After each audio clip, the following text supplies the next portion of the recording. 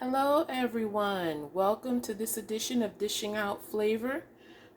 Today I'm going to be making a lemon sour cream cake. So in the processor I have some sweetener and some butter. So let's get started, get excited. You're making a lemon sour cream cake with Jonquil today. I'll be back in a moment.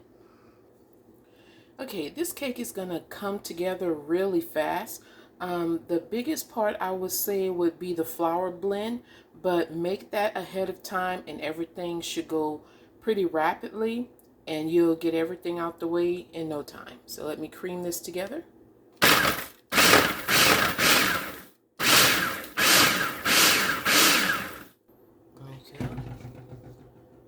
Oops, sorry about that. I'm standing next to my sink. I almost knocked something over. Okay, so that's how it's looking.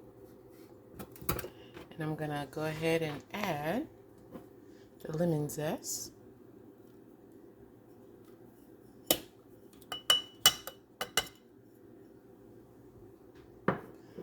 And I'm gonna add the flour in as well. Okay, well I changed my mind. I'm not gonna add the flour in just yet. I'm gonna go ahead and put the eggs in with this. So while that's happening, I'm only gonna drop 1 or 2 yolks in at a time. And then I'll turn the camera off as I gather up the flour.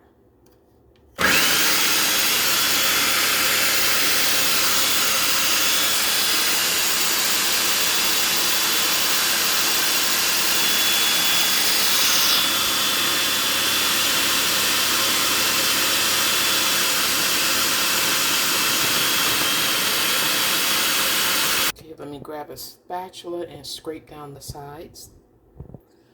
Okay, I've scraped down the sides. I love the smell of lemon, guys. It's so refreshing, that effervescence of it. But anyway, let me go ahead and add the flour to this a little at the time. And I'll be alternating some of the sour cream with the flour to get all of this combined. Okay, so here's my flour blend. So that's in here as well as the baking powder and the salt. So I'll just add some of this, about maybe a third of it, and then a tablespoon of the sour cream. So that's going in. Let me get the sour cream.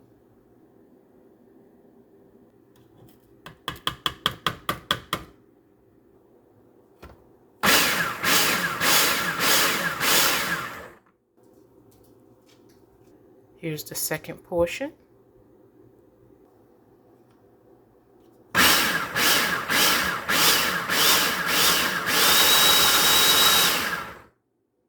As you can see, everything is starting to thicken into a nice cake batter. Okay, so here's the third and final portion, and I'm going to go ahead and add in the lemon juice as well as the lemon emulsion. So that's in there. Let me put the top on.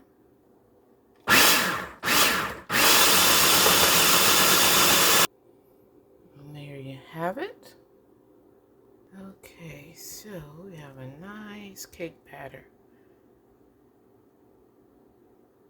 Pretty thick, but not so thick where it can't slide off of the spatula. Okay, so I already have my small bundt pan ready. I've already sprayed it with the Baker's Joy. So let me pour in the cake batter. Okay, so I wanted to explain, this is a 6-inch bundt pan. So all of the batter won't fit into the bundt pan. So I'm going to put this in a silicone 4-inch bake dish. And then I'm going to do that one in the microwave, because just like I showed in my testing video, I want you to be able to see 2 versions of this cake. So you'll see what it looks like after it bakes up in the oven, and then you'll have a quick microwave version. So let me get the dish for that, and I'll be back. Okay, so I've already tapped the cake against the table, but As an extra precaution, I'm going to also run a toothpick through it just to release some air bubbles, because in the testing of this cake, I still had like a lot of holes or big openings, almost like it was a fermented bread.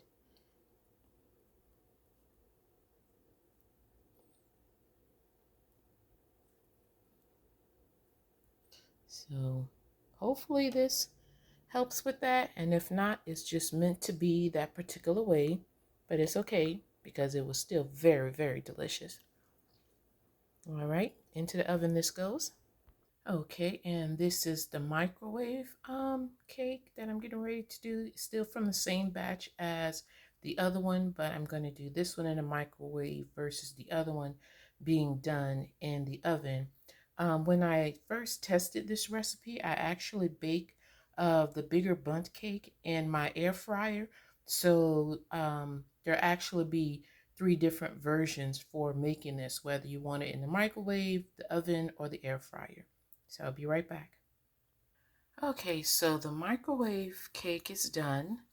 Um, I did something different. I actually lowered the power level of the microwave because, as you can see, my microwave is 1250 watts. So I actually lowered it to level 8. And then I just cooked it for 1 minute, and then I just kept adjusting the time till it reached this level. Now, when baking something in silicone, sometimes it'll sink, and that's because it's still under a lot of pressure from the steam. So I just poke holes in it with a skewer to release some of that. This also helps the cake not be wet when you flip it out of here after it cools off, because the steam will have built up and thereby making condensation inside of the container, and then your cake ends up wet. And unless you're actually doing some type of tres leche, I don't like wet cake. So this is what I do to solve that problem. Quick little remedy. This is also pretty much what you do to like that egg white bread when that comes out of the oven, because sometimes inside of the baked dish the sides will sink in. Well, if you go ahead and you poke holes in it to release that steam, that'll stop some of the shrinkage, as well as the same thing. I do this for my popover recipe as well. So anyway, let me continue to wait for the other cake. All right, so I had covered this because, as you can see, it's baking up brown very good around the edges. And this is actually done within 25 minutes, probably just because the oven is a lot bigger than the air fryer, because when I first did this as a tester, I had to bake it in the air fryer for 30 minutes.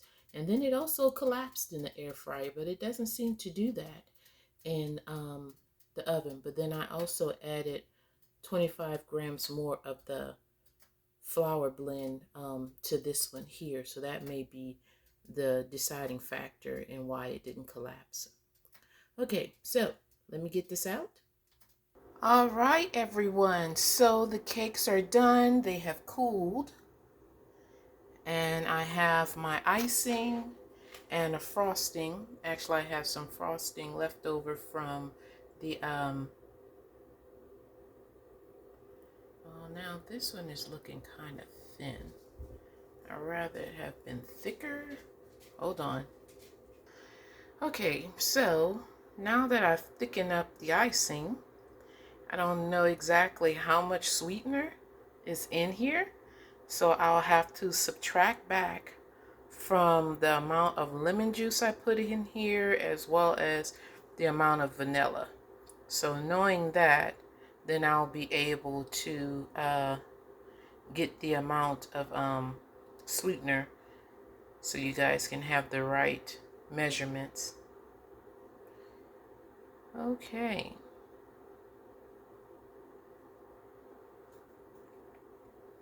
And that's how I was wanting that to look. Okay, so here's the frosting that I made left over from yesterday, and this is just a mixture of the Boca Sweet and some butter and some vanilla. And so you just keep mixing this until it gets to the right consistency that you're looking for, and then you just slather it on your cake or put a dollop of it on your cake. Let's not slather it on. Okay, so let me get a dollop.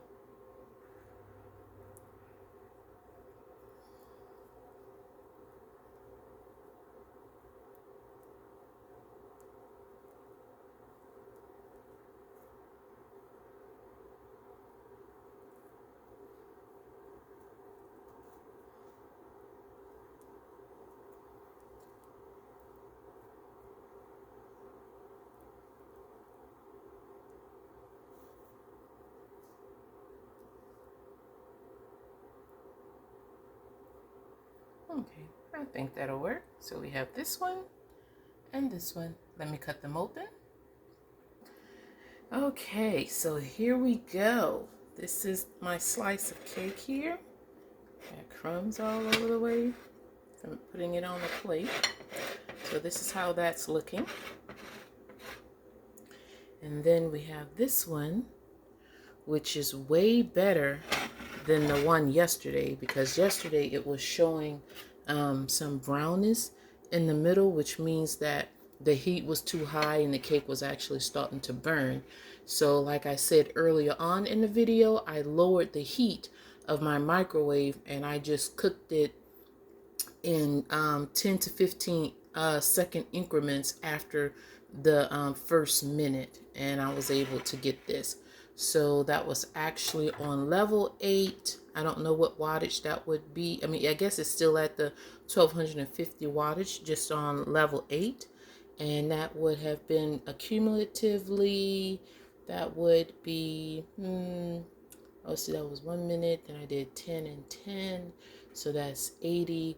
And then I did an additional 15 minutes. So that makes 90. So 95 minutes, for this cake. I'm sorry, not 95 minutes, 95 seconds. I'm so sorry. Do not cook this for 95 minutes because it will be hella burnt. Okay, so moving on. Let's give this a taste. Before I taste this, let's go ahead and look at this cake completely. And I'm doing this because even though I baked this in a 4-inch dish, you can see that this is clearly a cake that, once it's split, can actually serve 2 people. As far as the other one, although small, I'm still going to portion this out for at least 8 people, so, and then collectively it'll be like this 8, possibly 6, and then this 2, which make this whole cake will be a serving of 8. I think that would be more appropriate. But anyway, let's give it a taste. Oops.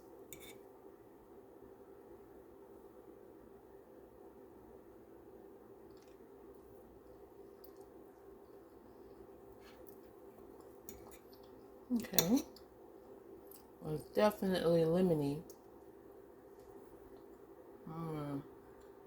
It's good, but it's still a bit too dry for me. I have to find a way to make this microwave version not so dry. Okay, moving on. But it's still very, very yummy. For those of you like me who love lemon, you would still appreciate that. Okay.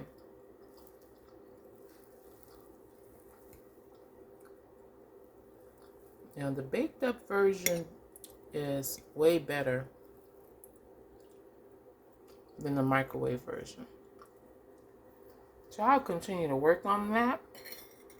So I would say let's go ahead and do this in the air fryer and the oven So in the air fryer, it was 30 minutes. And in the oven, it was 25 minutes. So you guys decide what you want to do. If someone decides to do the microwave version and you find a way to control the time and the temperature where it comes out moist, then drop me a tip in the comment section and let me know so I can go ahead and make some adjustments, retry it, and see how that is. You know, I would appreciate the help. Just because I'm the one that's making up the recipes don't mean that they can't be improved upon and that you all can't help me do that. So feel free to drop some comments in the comment section and let me know what you think. All right, so lemon sour cream cake is done. I'll see you guys when I see you. Thank you and God bless. Jonquel signing off.